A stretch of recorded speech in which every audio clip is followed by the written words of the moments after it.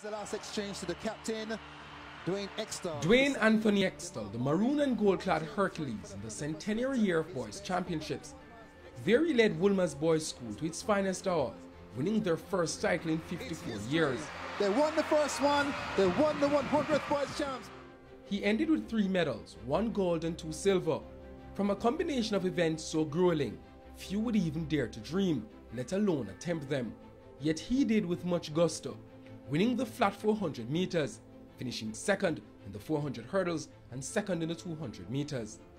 After the historic championships, he left for the University of Alabama as a hero, but it would be quite a learning experience for Extol.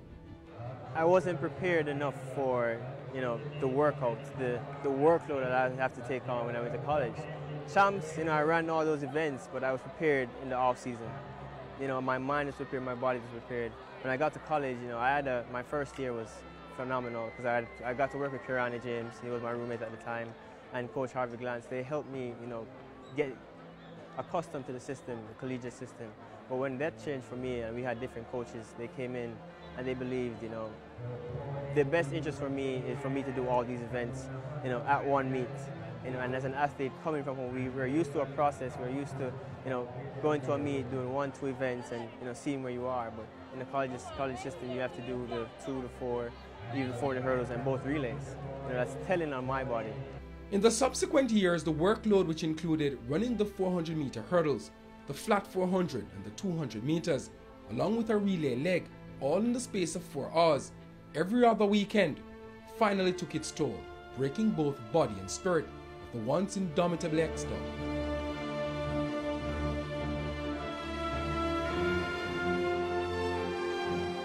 Twice I remember, I was in good shape, getting ready to come home for the trials, and my body just broke down.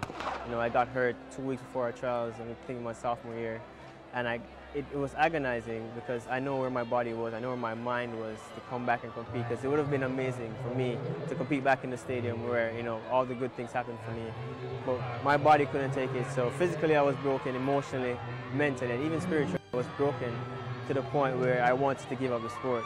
But through encouragement from Coach Harley and Coach Riley, I stuck with it. They said, finish school, do your best, stick out the next 2 years, and you can come home afterwards. So that was my plan. After I got hurt, I did what I could do, on the track for my coaches. We won championships, but I wasn't satisfied just winning championships. I wasn't getting better.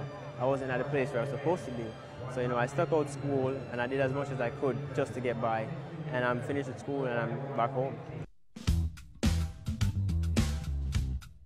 The process of healing and the restoration of happiness are returning with each stride on the ground that forged the champion. Here, there's a sense of liberation and hope of fulfilling the potential that once captivated the attention of so many. If Mr. Harley was here, he would tell you. You could see the difference in my first week of workouts and my second week. I'm encouraged. I get up every morning, 5:30 at practice, and it's not like it's a burden. Being away, getting to practice is like, oh my goodness, I have to get up, go to practice, and you're like, but being home, you're with family, you're with friends, you can have a good time, you're comfortable in a surrounding that you want to bask, you just want to give yourself, 100% every single day, because there's not one day that I get up and I feel as if it's a burden to go to practice. I want to get up and go to practice every day. At the end of 2015 season, my aim, or my coach's aim, he sat me down a couple of weeks ago. He said, listen, we're going to take this slow. He knows me better than anyone else. He's had me since I was 11 years old, all the way to 19. So he knows my body as well as I do. So he told me, take it slow. We're going to go through the season. We're going to see where we are. Training is progressing well right now. This is my 3rd week back into practice. So it's not where I want it to be, but it's where he wants it to be. And I'll trust my coach, 100% with, carry me to the next level, because he believes and I believe, there are things out there that I have to accomplish and I will accomplish. So 2015, stepping stone, but we're more looking forward to 2016. Even as the joy for the sport returned to his heart, the leader of one of Woolmer's greatest tramps offered an interesting perspective to the outgoing seniors of 2015. For me and a lot of other athletes that leave here, dominate here at champs, and we go away, and the coaches don't necessarily have our best interests at heart, thinking about Jamaica's future, the World Championships, the Olympics, and stuff like that. They don't necessarily think about that. They just want you to work hard so they can win championships.